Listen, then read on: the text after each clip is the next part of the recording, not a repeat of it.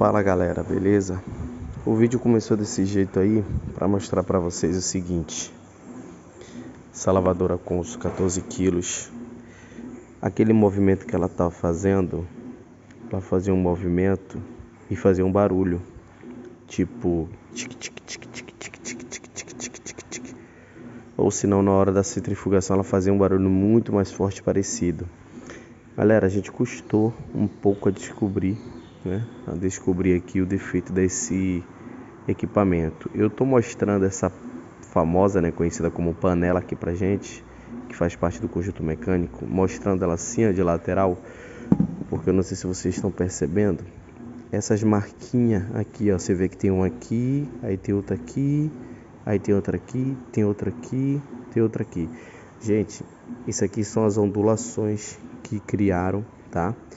E a cinta de freio da máquina, ela está pegando justamente aqui na hora de o equipamento bater, provocando esse barulho, né? Aquela dali não está fazendo mais porque o problema foi resolvido, né? Por isso que eu comecei mostrando o vídeo para vocês. Mas olha só a marca que ficou nessa panela aqui, ó. Tá vendo? Uma marquinha aqui, outra marquinha aqui, outra marquinha aqui. Porque a cinta de freio estava pegando aqui. Então o problema aqui, pessoal, dessa 14 quilos foi o conjunto mecânico, tá ok? Eu vou tentar pegar uma outra panela aqui, que a gente tem bastante conjunto aqui, ó. Como por exemplo, essa daqui.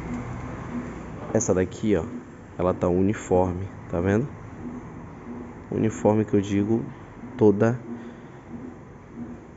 completa, ela não tem uma marquinha aqui, outra marquinha aqui. Você vê que realmente a cinta pega